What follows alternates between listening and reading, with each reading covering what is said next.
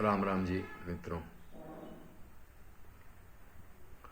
श्री राम जय जय राम। श्री राम जय जय। श्री राम जय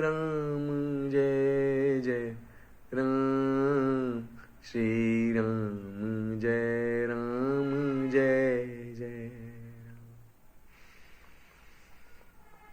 अब हम भगवद गीता अध्याय 16 के श्लोक 19 और 20 में प्रवेश कर रहे हैं, जहाँ भगवान श्री कृष्ण आसुरी वृत्ति के व्यक्तियों की व्याख्या को विस्तार दे रहे हैं।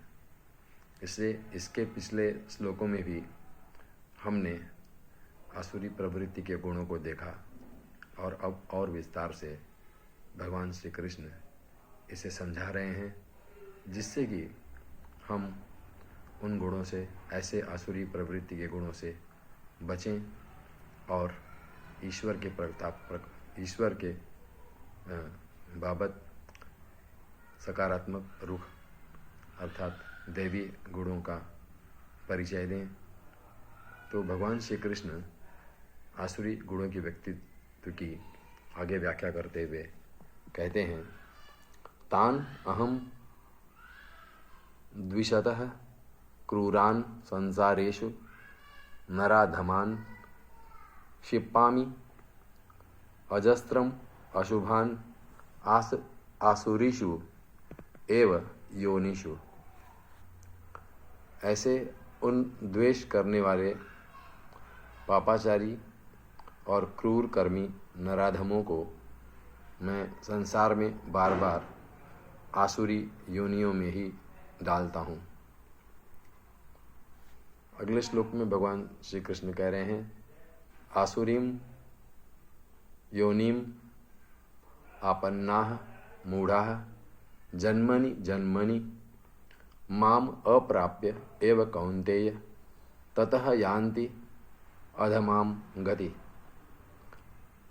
इसलिए हे अर्जुन, वे मूढ़ मुझको न प्राप्त होकर ही जन्म जन्म में आसुरी योनियों को प्राप्त होते हैं और फिर उससे भी अति नीच गति को प्राप्त होते हैं, अर्थात घोर नरकों में पड़ते हैं। आसुरी प्रवृत्ति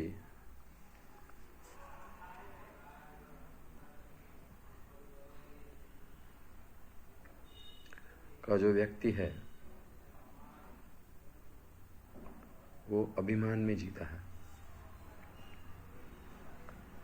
और अभिमान की अंतिम परिणति सिवाय दुख के और कुछ भी नहीं।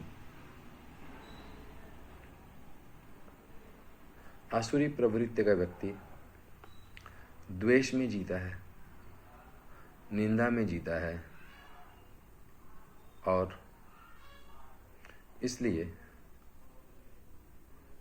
भगवान श्री कहते हैं कि ऐसे जो आसुरी प्रवृत्ति के व्यक्ति हैं उन्हें फिर आसुरी योनियों में ही जन्म लेना पड़ता है।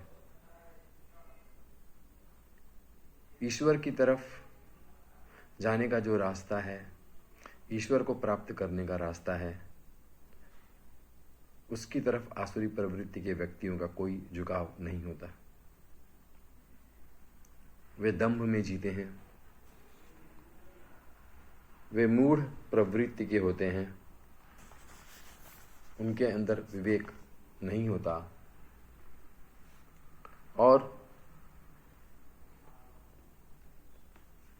इसलिए उन्हें बार बार आसुरी योनियों में ही, आसुरी प्रवृत्ति की जो योनियां हैं उन्हीं में फिर जन्म लेना होता है। अब इतना ही। राधे राधे।